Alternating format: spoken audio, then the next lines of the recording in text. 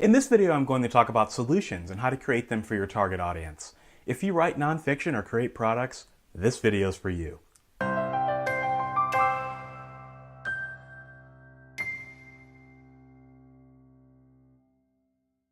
Solutions. If you're in the business of creating them, then you have to have an eye for seeing what your customers' pain points are. Now, I know this probably sounds like your average business advice, but it does apply to writers, so stick with me. Fiction writers, though, you may want to cover your ears or watch some of my other marketing videos geared specifically to you. So, customers, solutions. What should your next product or service be? For some, it's a Pandora's box. For others, the answer seems to come naturally. But the truth is that generally, your product or service will do one of two things. It will satisfy an existing problem or satisfy a problem that customers didn't know they had. Existing problems are all around us if we look for them. Want to lose weight? Ooh, that's an existing problem. Want to know how to fix your snowblower? Another really good existing problem. How to sell more books?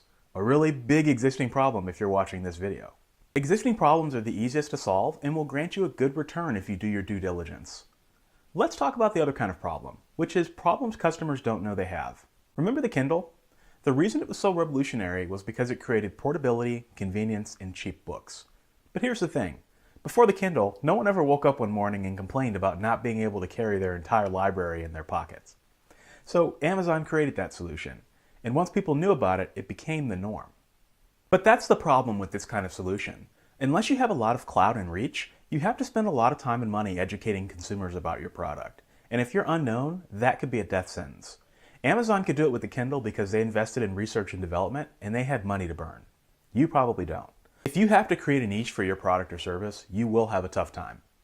Let me use an example that's easy to understand. One of my favorite shows is Shark Tank, and on that show, entrepreneurs pitch ideas to investors with hopes of receiving investments. On the show, two entrepreneurs pitch an interesting idea. Imagine you're waking up in the middle of the night to go to the bathroom. It's dark, but you don't want to turn the bathroom light on. Do you stumble your way through the bathroom and hopefully find the toilet, or flip the light on and risk not being able to go back to sleep because of the bright lights? Enter the product, which is basically a nightlight that you strap to the side of your toilet that illuminates the toilet bowl so you can see it. The entrepreneurs were betting on the fact that many people had this problem and would be willing to pay money for it. However, the investors on the show didn't see it that way. They didn't understand why you just couldn't use a nightlight. They didn't see waking up in the middle of the night and not being able to see the toilet as an existing burning problem that customers have. The lesson here is that you need to make sure that your solution is actually a solution and not a customer preference. When you're creating an online course, for example, make sure that you can show the customer what they're going to be able to do when they're finished with your course. If you're going to write a book, make sure the customer understands the intrinsic value immediately. If you're going to offer a service, make sure it solves an existing problem that will save the customer time, money, and effort. It's okay to think out of the box, but if you do, be prepared to do a lot more work, be prepared to spend the time, money, and the resources, and be prepared to fail. If you're not comfortable with that reality, then you may want to reevaluate your idea. That's it for this video. If this is your first time watching, I'd love to have you subscribe. And if this video helped you in some way, please click the like button. Thanks for watching.